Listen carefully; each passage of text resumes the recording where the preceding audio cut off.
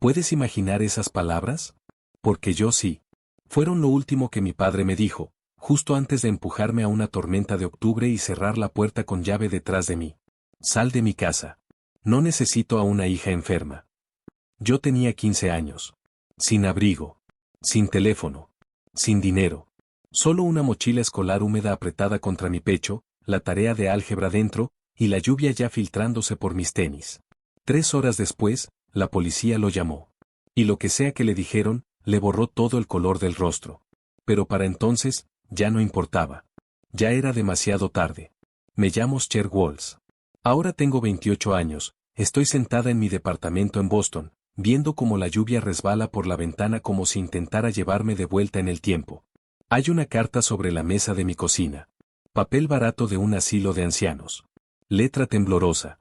Después de 13 años de silencio, mi padre quiere verme. Dice que se está muriendo. Dice que lo siente. Es curioso cómo la lluvia hace eso, te arrastra hacia atrás quieras o no. 14 de octubre de 2011. Recuerdo ese día como si estuviera grabado en mí. Llegué de la escuela pensando que era solo otro martes. La mochila colgando de un hombro, todavía repasando el examen de álgebra que había destrozado. Pensaba en la cena, la tarea, tal vez comprar ese póster de la banda con mi dinero de cumpleaños. Cosas normales. Pensamientos normales. No tenía idea de que en menos de 2 horas estaría caminando sola bajo una tormenta helada, preguntándome si sobreviviría la noche. En el momento en que entré, algo se sintió mal. Mi padre estaba de pie en la sala como un volcán a punto de estallar. Su rostro estaba rojo, crudo, furioso. Sus manos temblaban. En un puño, un fajo de billetes. En el otro, frascos de pastillas vacíos. Detrás de él estaba mi hermana Karen. 19 años. 4 más que yo. Su rostro era perfecto, preocupado, destrozado, protector. La imagen de una hermana amorosa que acababa de descubrir algo devastador. Pero sus ojos la delataron. Solo por un segundo. Había algo ahí, algo que no pudo ocultar. Satisfacción. Nuestra madrastra, Jolene, permanecía en silencio en la puerta de la cocina, con los brazos cruzados y los labios apretados. No dijo ni una palabra. Nunca lo hacía. El silencio era su especialidad, especialmente cuando las cosas salían mal. Mi padre ni siquiera me dio la oportunidad de respirar. Antes de que pudiera soltar la mochila, explotó. Las acusaciones salieron disparadas como balas. Había estado robándole durante meses. Comprando pastillas. Escondiéndolas en mi cuarto. Karen había encontrado todo, dinero en mi cómoda, pastillas en mi closet, incluso mensajes que probaban que trataba con traficantes. Intenté hablar. Intenté explicarme. Pero las palabras apenas salieron de mi boca cuando entendí la verdad. No me estaba escuchando. Ya había decidido quién era yo. Karen había pasado todo el día preparándolo, con cuidado, con paciencia, alimentándolo con mentiras disfrazadas de preocupación. Ahí estaba ella, temblando, diciéndole que había intentado ayudarme, intentado detenerme, pero que ya no podía quedarse callada. Fue perfecto. Una actuación digna de premio. Y mi padre creyó cada palabra. Su agarre en mi brazo fue brutal. Sentí cómo se formaban moretones mientras me arrastraba hacia la puerta. Mi mochila estaba donde la había dejado caer. La recogió y me la lanzó con tanta fuerza que me hizo retroceder un paso. Luego abrió la puerta. La lluvia caía a cántaros. El trueno retumbaba a lo lejos. La temperatura había bajado bruscamente desde la mañana. Me miró directo a los ojos. Y lo dijo otra vez. Sal de mi casa. No necesito a una hija enferma. Luego me empujó hacia afuera. La puerta se cerró de golpe. El cerrojo hizo clic. Y así, sin más, a los 15 años. Me quedé sin hogar. Me quedé ahí parada durante 5 minutos. Congelada. No por el frío, todavía no, sino por el shock. Seguí esperando. Esperando que la puerta se abriera. Esperando que alguien me llamara, que dijera que todo había sido un error. Nadie vino. Mi teléfono seguía en el escritorio de mi cuarto. Lo único que tenía era mi mochila, libros de texto, una barra de granola a medio comer, y nada que realmente me ayudara a sobrevivir. Sin abrigo. Sin dinero. Sin forma de llamar a alguien. Era 2011. Todavía existían los teléfonos públicos en algún lugar, pero ¿quién carga monedas? Yo no. Era una estudiante de puro 10 con 0 habilidades de supervivencia. Así que empecé a caminar. No pensé a dónde ir. Mi cuerpo simplemente se movió, por instinto, hacia el único lugar que alguna vez se había sentido seguro. La casa de mi abuela Dorothy. A 11 kilómetros de distancia. 11 kilómetros no suenan a mucho, hasta que los caminas bajo lluvia helada con tenis empapados y sin abrigo. Entonces se sienten interminables. La ruta 9 se extendía frente a mí, oscura y resbalosa. Los autos pasaban a toda velocidad, salpicando agua, sin detenerse jamás. Para ellos, yo no era nada. Solo una sombra. Después del primer kilómetro, estaba completamente empapada. Después del segundo, mis dedos se entumecieron.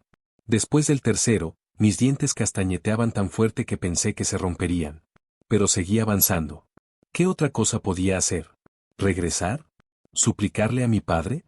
Él ya había tomado su decisión. Así que seguí adelante. Un paso a la vez.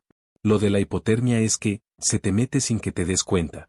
No te das cuenta de qué está pasando. Tu cuerpo se apaga en silencio. Tus pensamientos se vuelven borrosos. Y de pronto, sentarte un minuto parece la mejor idea del mundo. Solo un descanso corto. Solo para respirar. Llegué a 6 kilómetros. Había un buzón más adelante. Recuerdo pensar que me apoyaría en él, solo un segundo. Luego seguiría. La abuela estaba a solo 5 kilómetros. Podía lograrlo. Tenía que hacerlo. Pero mis piernas fallaron antes de alcanzarlo. Mis rodillas cedieron. El suelo subió a mi encuentro. Y entonces, oscuridad. 3 horas después de arrojar a su hija a la tormenta, el teléfono de mi padre sonó. La voz al otro lado era tranquila. Profesional. Oficial Daniels, policía del condado. Ha ocurrido un incidente. Le dijeron que me habían encontrado inconsciente en la ruta 9. Hipotermia. Ya iba en camino al Hospital General del Condado. Luego vino la parte que lo cambió todo. Servicios de Protección Infantil ya fue notificado. Hay una trabajadora social en el lugar. Vamos a necesitar que venga, y explique por qué su hija de 15 años estaba caminando sola en una tormenta peligrosa sin abrigo y sin teléfono. Dicen que su cara se quedó blanca como un fantasma. Como la de un hombre viendo cómo su vida se derrumba en tiempo real. Karen estaba justo a su lado. Y por primera vez, su máscara se agrietó. Solo por un segundo. Pero fue suficiente. Porque la mujer que me encontró esa noche no era cualquier desconocida. Se llamaba Gloria Ensley. Y había pasado 35 años trabajando en servicios de protección infantil. Lo había visto todo. Todo tipo de abuso. Cada mentira. Cada excusa. Y cuando vio a una adolescente inconsciente al borde de la carretera bajo la lluvia helada, sola, abandonada, supo exactamente lo que estaba viendo. Y no estaba dispuesta a dejarlo pasar. Mi padre pensó que esa noche se estaba deshaciendo de un problema. Pensó que estaba protegiendo a su familia. Pensó que estaba eliminando la manzana podrida. Pero lo que en realidad hizo fue encender una mecha. Y no tenía idea de lo que estaba a punto de explotar. Karen había pasado 9 años construyéndose como la hija perfecta, la responsable, la honesta, la que no podía hacer nada mal. Y durante esos mismos 9 años, me había convertido en lo opuesto, en silencio. La problemática. La difícil. El problema. Una historia pintada con tanto cuidado, tan lentamente, que para cuando me di cuenta de que existía, todos ya la creían. Así que cuando crucé esa puerta principal después de la escuela ese día, no hubo juicio. No hubo preguntas. No hubo oportunidad de defenderme. El veredicto ya estaba decidido. Culpable. ¿Y la sentencia? Exilio. Así fue como terminé en la ruta 9, devorada por la lluvia de octubre, caminando hacia la casa de mi abuela como si fuera la última luz que quedaba en el mundo. Pero Karen cometió un error. Solo uno. Una pequeña grieta en su plan perfecto. No contó con Gloria Ensley. No recuerdo haberme desplomado. No realmente. Solo el ardor agudo de la grava contra mis palmas. Y luego nada. Como si alguien hubiera apagado el mundo a mitad de escena. Lo que sí recuerdo, es despertar. Luces fluorescentes intensas. El olor estéril del antiséptico en el aire. Una manta áspera de hospital bien ajustada a mi alrededor, como si fuera algo frágil. Algo que valía la pena proteger. No me había sentido así en años. Y había una mujer sentada junto a mi cama. Cabello plateado recogido en un moño. Lentes de lectura descansando bajo sobre su nariz. Un libro de bolsillo cerrado suavemente en su regazo. Parecía la abuela de alguien, de esas que hornean galletas y llevan pañuelos a todas partes. Pero sus ojos no perdían nada. Agudos. Observadores. Midiendo. Se llamaba Gloria Ensley. 67 años. Retirada después de 35 años en servicios de protección infantil. Lo había visto todo, cada forma de abuso, cada tipo de negligencia, cada mentira que los adultos dicen para cubrir su crueldad. Y esa fría noche de octubre, mientras regresaba a casa de su club de lectura. Sus faros me encontraron. Una adolescente. Inconsciente. Empapada hasta los huesos. Sola. Gloria frenó tan fuerte que sus llantas chillaron. Sacó una manta de emergencia de su cajuela, un viejo hábito de sus días en CPS, y me envolvió con fuerza mientras llamaba al 911. No se fue. Ni un segundo. Se quedó hasta que llegó la ambulancia. Luego la siguió. Y cuando desperté 4 horas después, seguía ahí. Esa mujer no solo me salvó la vida. Salvó todo lo que vino después. Porque era exactamente quien necesitaba. En el momento exacto. Cuando abrí los ojos, me dio una taza de café. Café de hospital. Del tipo que sabe a arrepentimiento hervido. Esto es terrible, dijo con calma. Pero está caliente. Me reí. De verdad me reí. Y por primera vez en horas, tal vez más, algo dentro de mí se aflojó. Ella sonrió. No solo por cortesía. Con complicidad. Con suavidad. Como si ya entendiera más de lo que yo había dicho. Aquí estás, murmuró. Ahora, ¿por qué no me dices por qué una chica de 15 años caminaba sola por la ruta 9, en una tormenta, sin abrigo ni teléfono? Y le conté. Todo. Las acusaciones. La evidencia sembrada. Los años de manipulación silenciosa. Le conté cosas que nunca había dicho en voz alta, porque nadie me había escuchado de verdad antes. No me interrumpió. No cuestionó. No dudó. Solo escuchó. Cuando terminé, la habitación quedó en silencio. Durante un largo momento, no dijo nada. Luego, suave pero firme. Te creo. Y voy a ayudarte a demostrarlo. 7 palabras. Eso fue todo lo que hizo falta para cambiar mi vida. Mientras yo estaba inconsciente, todo ya había empezado a moverse. El hospital contactó a la policía, menor en peligro. La policía contactó a mi familiar más cercano. Lo que significaba que mi padre recibió la llamada. No vi su reacción. Pero después me enteré. Señor Walls, su hija fue encontrada inconsciente en la ruta 9. Hipotermia. Ella dice que usted la expulsó de su casa durante una tormenta. Está en el Hospital General del Condado. Necesitamos que venga, y traiga cualquier evidencia que tenga. Y luego la parte más importante. Servicios de protección infantil ya está involucrado. Mi padre y Karen llegaron al hospital alrededor de las 10:15 de esa noche. Para entonces, yo ya estaba despierta. Sentada en la cama. Con Gloria a mi lado. Y no estábamos solas. Una trabajadora social de CPS, María Santos. Un oficial de policía uniformado. No exactamente la escena que esperaban. Mi padre se veía alterado. No culpable. Aún no. Solo, irritado. Confundido. Como si todo esto fuera un malentendido inconveniente. Karen estaba justo detrás de él. Y por primera vez en mi vida. Se veía nerviosa. ¿La confianza que llevaba antes? Desaparecida. Esperaban encontrar a una chica rota. Asustada. Arrepentida. Lista para confesar y suplicar volver a casa. En cambio, encontraron profesionales haciendo preguntas muy específicas, muy incómodas. Sobre abandono. Sobre negligencia. Sobre por qué una menor había sido dejada sola en condiciones peligrosas sin protección ni comunicación. El poder había cambiado de lado.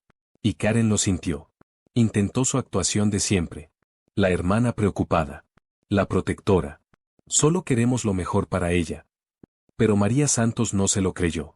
30 años en trabajo social habían afinado su instinto. Y Karen activaba todas las alarmas. Entonces llegó mi abuela. Dorothy Reeves. 67 años. 1,57 m de pura fuerza imparable. Vivía a 40 minutos. Llegó en 25. La escuché antes de verla. El firme y decidido taconeo resonando por el pasillo. Entró como una tormenta contenida en forma humana. Y de inmediato se colocó entre mi padre y yo. Esa es mi nieta, anunció. ¿Qué ha hecho ahora este tonto? Mi padre intentó explicarse. Intentó justificarse. Habló de pastillas. Dinero. Pruebas. Dorothy escuchó exactamente 30 segundos. Luego levantó una mano. Raymond, dijo con calma, te conozco desde hace 15 años. Nunca has sido el más listo, pero este puede ser el momento más tonto de tu vida. Silencio. Arrojaste a una niña a una tormenta, ¿basándote en qué? ¿Pastillas que aparecieron de la nada? ¿Dinero que mágicamente apareció? ¿Siquiera le preguntaste su versión? Él abrió la boca. La cerró. Intentó otra vez. Nada. Dorothy asintió. Eso pensé. Hay algo sobre mi abuela. No solo me quería. Luchaba por mí. Esa noche, mientras yo yacía en una cama de hospital, con frío, agotada, apenas sosteniéndome, Dorothy entró en guerra. Exigió una audiencia de custodia de emergencia. En ese mismo momento. Ahí mismo. La medianoche no importaba. Llamó a un juez de familia que le debía un favor. Al parecer, años de reuniones escolares tenían sus ventajas. Se presentaron los hechos.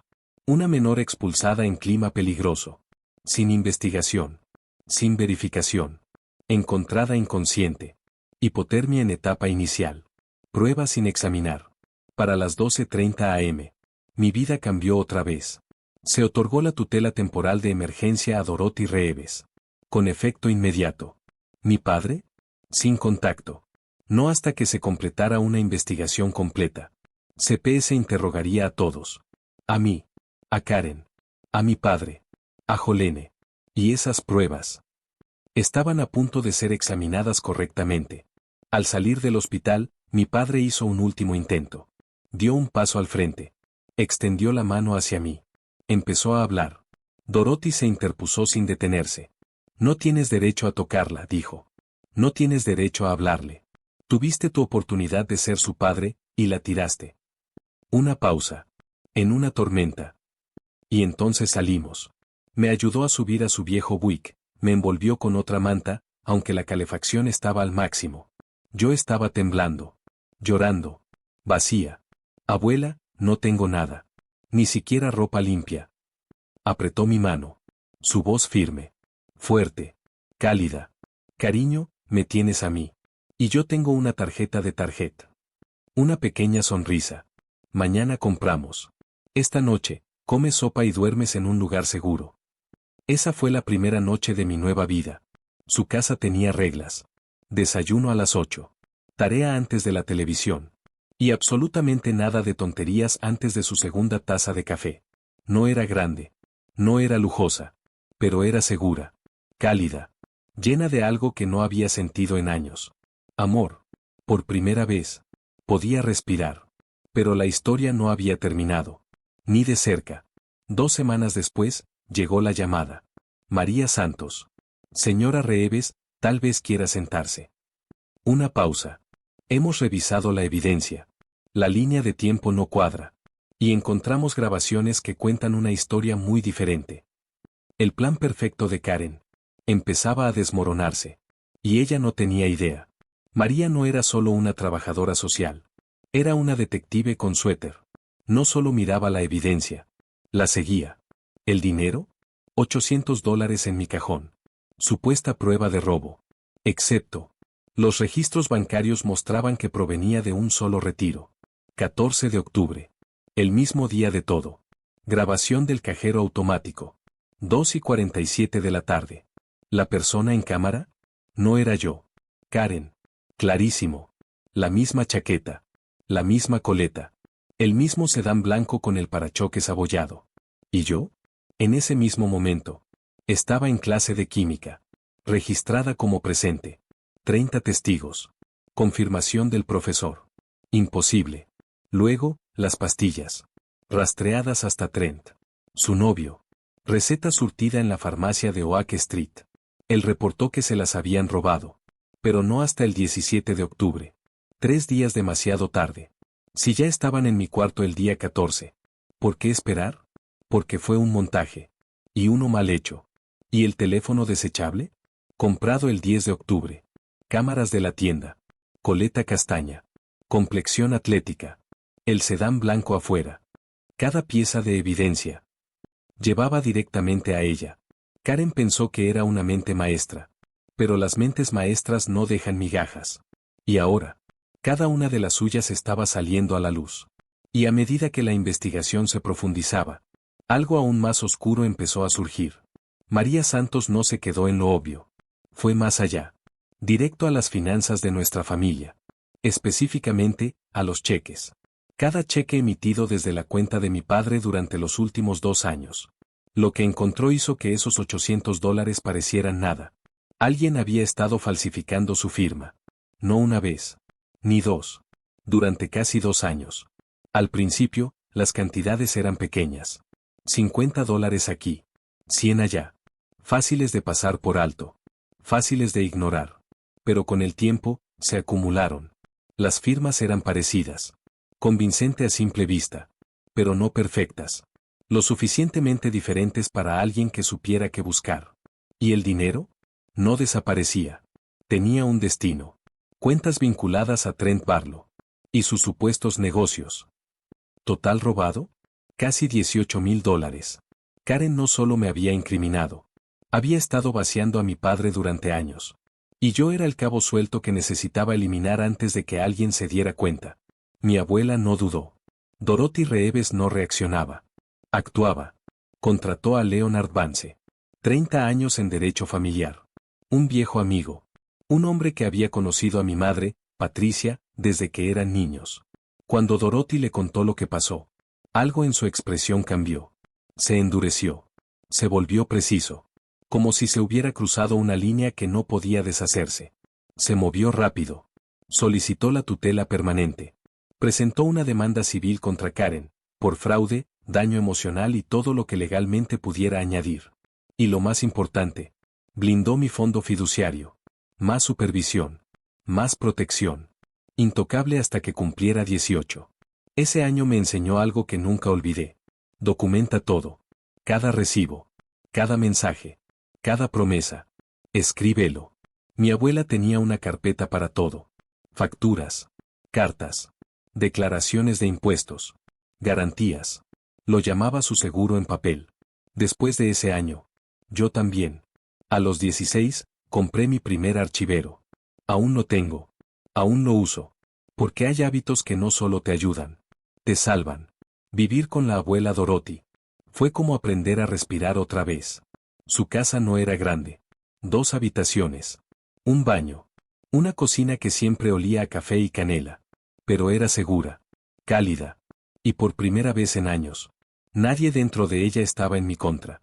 Me inscribió en una nueva escuela. Un nuevo comienzo. Sin rumores. Sin etiquetas. Sin mentiras esperándome. Hice amigos de verdad. Personas a las que les caía bien por quien era. No por la historia que alguien más había escrito sobre mí. Empecé terapia. Empecé a desenredar años de manipulación que ni siquiera sabía que existían. La abuela tenía pocas reglas. Pero una era absoluta. Cena a las 6. Sin excepciones. El caos puede esperar, decía mientras ponía los platos en la mesa. No es más importante que el pastel de carne. ¿La verdad? El mejor consejo que he escuchado. Mientras tanto, el mundo de mi padre se estaba derrumbando.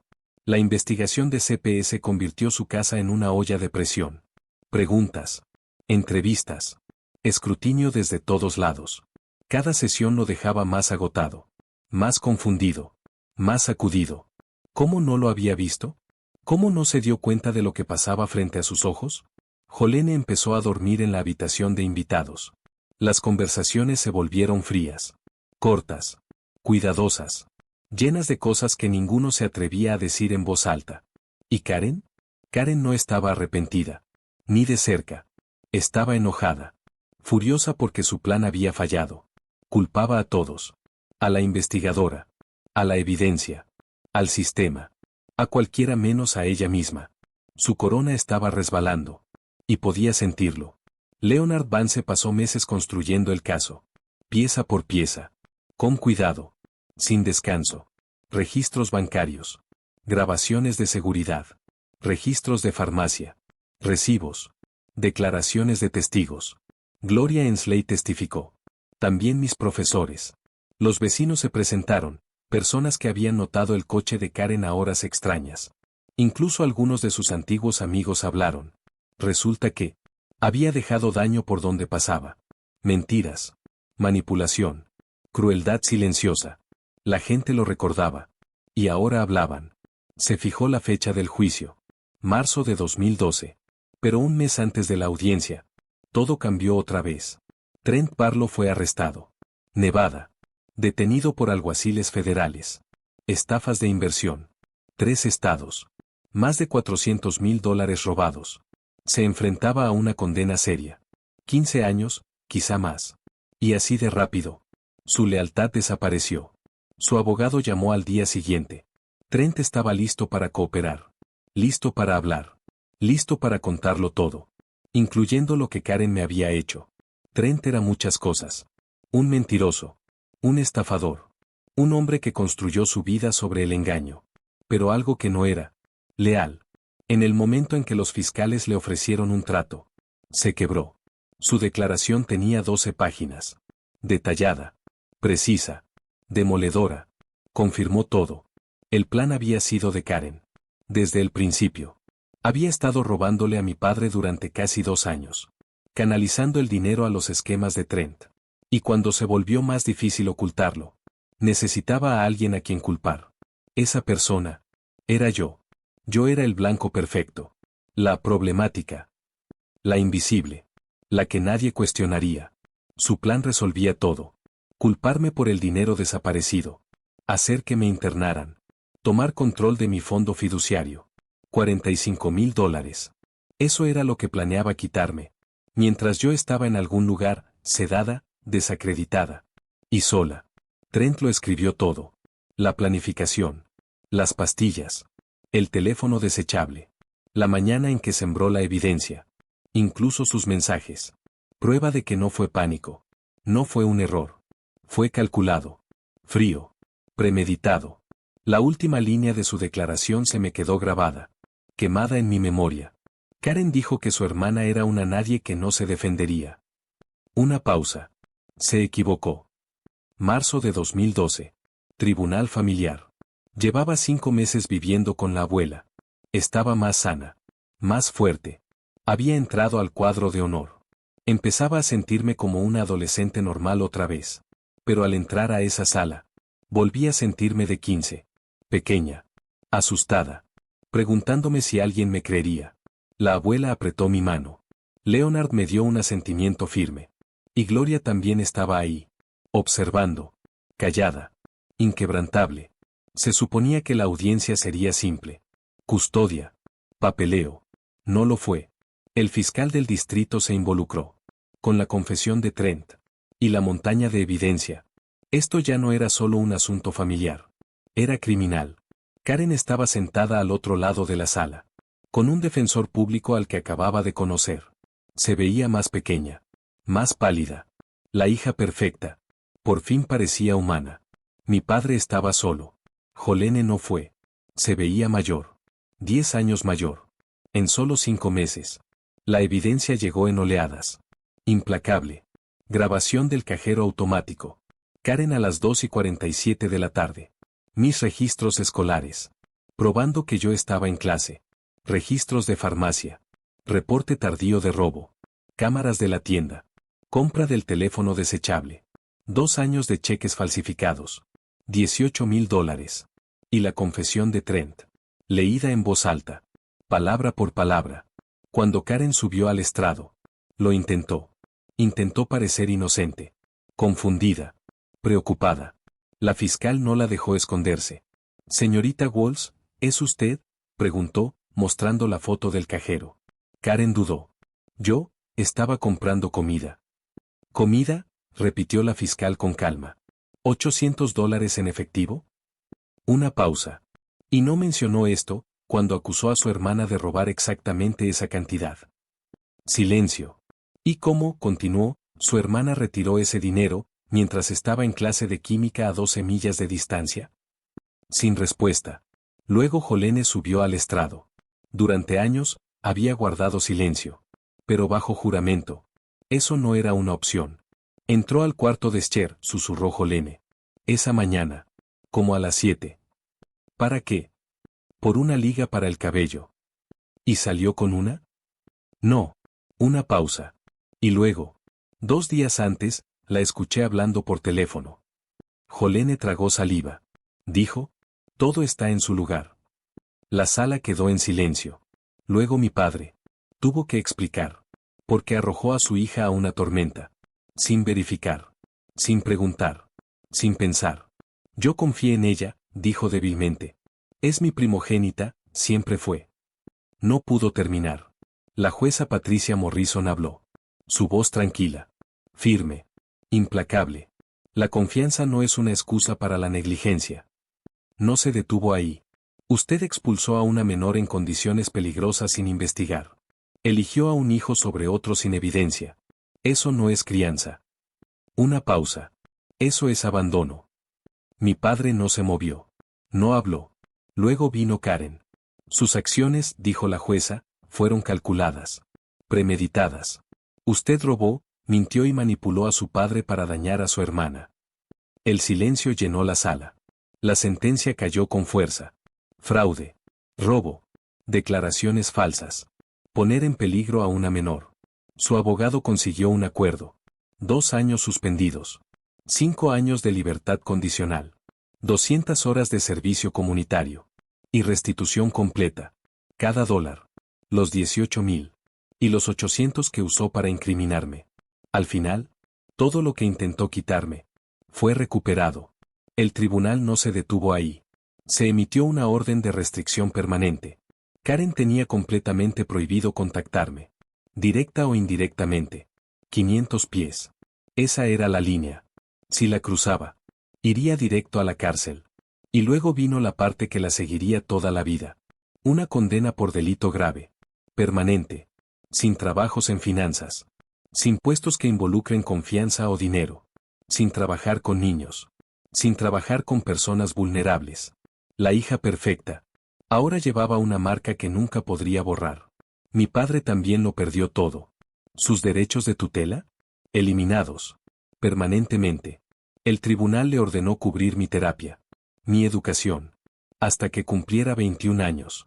También debía establecer un fondo universitario para mí. Usando dinero de restitución. Justicia, a su manera. Pero fuera del tribunal. Las consecuencias se expandieron más rápido. La comunidad se enteró. ¿Y los pueblos pequeños? Recuerdan todo. En semanas, todos sabían lo que Raymond Walls había hecho. Las llamadas cesaron. Los vecinos evitaban el contacto visual. Su grupo de la iglesia de repente tenía conflictos cada vez que aparecía. ¿Y Jolene? Se fue. Pidió el divorcio solo 6 semanas después. Tal vez fue culpa. Tal vez vergüenza. O tal vez simplemente no podía soportar vivir con lo que había permitido. De cualquier manera, se marchó. Al final, la jueza se dirigió a mí. Señorita Walls, dijo, con voz firme pero no dura, ha demostrado una fortaleza extraordinaria frente a una crueldad excepcional. Una pausa. El tribunal otorga la custodia permanente total a su abuela, Dorothy Reeves. Su fondo fiduciario permanecerá protegido. Y sinceramente espero que su futuro sea más amable que su pasado. Quise decir algo ingenioso. Algo inolvidable. Algo como: Su señoría, debería verme estacionarme en paralelo. Esa sí es la verdadera prueba de carácter. Pero hay momentos demasiado grandes para bromas. Así que en lugar de eso, simplemente dije: gracias. Cuando salimos del tribunal, mi padre intentó una última vez. Cariño. Dorothy ni siquiera redujo el paso. Ya no tienes derecho a llamarla así, dijo, con voz fría como el hielo. Perdiste ese derecho en el momento en que la arrojaste a una tormenta. Seguimos caminando. ¿Y esta vez? No miré atrás. El sol brillaba. Marzo puede ser impredecible donde vivíamos. Pero ese día, cálido, luminoso, lleno de algo que no había sentido en mucho tiempo. Esperanza. Tenía una abuela que luchó por mí. Un abogado que creyó en mí. Una trabajadora social, y una mujer llamada Gloria, que vio la verdad cuando nadie más quiso verla. Y por primera vez, tenía un futuro. Pero algunas historias no terminan en los tribunales. Algunas esperan. En silencio. Por un último capítulo. 13 años después. Llegó una carta. Octubre de 2024. Ahora tengo 28. ¿Y mi vida? No se parece en nada a cuando tenía 15, caminando bajo una tormenta con nada más que una mochila y los zapatos empapados. Vivo en Boston. Un departamento hermoso con vista al puerto. La luz de la mañana entra por mis ventanas como algo que por fin elegí para mí. Soy directora de marketing en una empresa tecnológica. Buen salario. Buena gente. Una vida que construí, paso a paso, por mi cuenta. Y estoy comprometida. Se llama Colin. Es enfermero pediátrico. Y eso te dice todo lo que necesitas saber de él. Nos conocimos en un evento benéfico. Yo estaba ahí por trabajo. Él estaba ahí porque realmente le importaba. Me tiró vino en el vestido. Se disculpó durante 10 minutos seguidos. Y luego me hizo reír tanto, que olvidé estar molesta. Nos casamos en primavera. La vida es buena. No solo bien. No solo mejor. Genuinamente, increíblemente buena. Y entonces, llegó la carta. La enviaron a la casa de mi abuela. Ella aún vive ahí. Aún lúcida a los 80. Aún siguiendo sus 3 reglas. Desayuno a las 8. Tarea antes de la televisión. Nada de tonterías antes del café. Me llamó. Dijo que había llegado algo. Algo que tenía que ver. Su voz era cuidadosa. Neutral. Como habla cuando quiere que yo decida. Fui ese fin de semana. El sobre era sencillo. Papel barato. Letra temblorosa. Apenas la reconocí. La dirección del remitente. Maple Grove Care Center. Un asilo. La abrí en la mesa de su cocina. Con café en las manos. Enfriándose poco a poco. Querida Serry. Sabía que podía tirarla. Sabía que tenía todo el derecho. Pero escribió de todos modos. Había sufrido un derrame cerebral. Hace 2 años. El lado izquierdo debilitado. Su vida reducida. Jolene se había ido. Divorcio. Se mudó a Florida. ¿La casa? Vendida. Todo lo que pensó que tenía. Desaparecido. Karen había intentado visitarlo. Él se negó a verla. No puedo mirarla, escribió. No sin recordar lo que hice. Y luego. Eres la única a la que quiero ver. Fui tu padre, y te fallé de la peor manera posible. Elegí mentiras. Te arrojé. Si puedes venir, solo una vez, quiero pedirte perdón en persona. Me quedé ahí sentada mucho tiempo. El café se enfrió. La luz cambió sobre la mesa. Dorothy no dijo nada. Solo esperó. Como siempre. ¿Le debía algo? No. Pero pensé en mi madre. En la persona que me enseñó a hacer. En terminar ciclos. En lugar de repetirlos. Así que fui. El asilo olía a desinfectante y finales. Su habitación era pequeña. Silenciosa. Él se veía. Más viejo que el tiempo. 73, pero parecía de 90. El derrame le había quitado algo. Lo había dejado más pequeño. Más débil. Lloró cuando me vio. Ni siquiera pudo hablar al principio. Solo estaba ahí, con lágrimas cayendo, mientras yo permanecía en la puerta preguntándome si había cometido un error. Eventualmente, las palabras llegaron. Rotos. Repetidos. Lo siento. Una y otra vez. Y otra. Se llamó a sí mismo ciego. Estúpido. Cruel. Dijo que perderme fue lo peor que había hecho en su vida. Dijo que pensaba en esa noche. Todos los días. Cada vez que llovía. Lo dejé terminar. Luego dije lo que había ido a decir. Te perdono. El alivio se rompió en su rostro. Pero no me detuve ahí. El perdón no significa que olvide. Significa que ya no voy a cargar con esto. Pesa. Y ya no lo quiero. Creíste una mentira, no porque fuera convincente, sino porque era más fácil. Elegiste la comodidad en lugar de la verdad. La elegiste a ella, en lugar de a mí. Sostuve su mirada. Construí mi vida sin ti. Fui a la universidad. Hice una carrera. Me voy a casar con alguien que nunca me echaría, ni siquiera bajo la lluvia. Soy feliz. Una pausa. Pero lo que hiciste.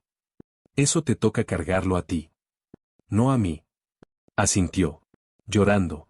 Lo sé, susurró. Solo necesitaba que me escucharas decirlo. Me quedé un poco más. Hablamos de cosas simples. Cosas seguras. Cuando me levanté para irme, extendió la mano.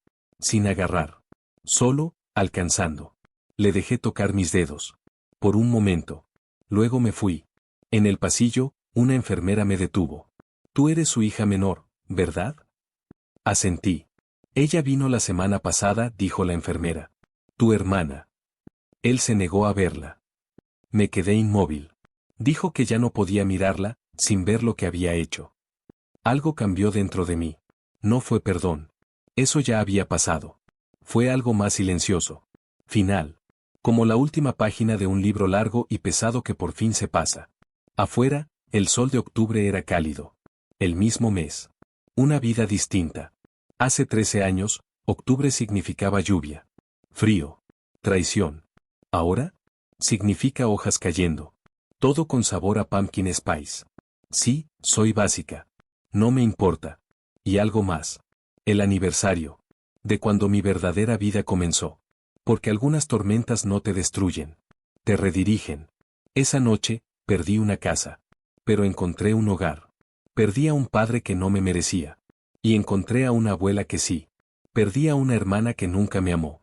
Y me encontré a mí misma. Colin me estaba esperando cuando regresé a Boston. Comida para llevar en el mostrador. Una película terrible pausada en la pantalla. Esa comprensión silenciosa en sus ojos. ¿Cómo te fue?, preguntó. Me recargué en él. Exhalé. Creo que por fin terminé, dije. Creo que ya puedo soltarlo. No preguntó nada más. Solo me abrazó. Así es él. La próxima primavera nos casaremos en la casa de mi abuela. Algo pequeño. Cálido. Real. Ella ya está planeando el menú. Sí. Habrá pastel de carne. ¿Y en algún lugar por ahí? Karen está trabajando turnos nocturnos. Preguntándose en qué momento todo salió mal. Mi padre está en un asilo. Con sus arrepentimientos. Jolene está en Florida. Fingiendo que ninguno de nosotros existió. ¿Y yo? Estoy en Boston. Con una vida que me gané. Un hombre que me ama. Y una abuela que probablemente nos sobrevivirá a todos por pura terquedad. Ah, y ese póster de la banda. Lo encontré otra vez. Años después. Pagué demasiado por él. Ahora cuelga en mi oficina. Donde puedo verlo todos los días. Algunas cosas valen la pena esperar.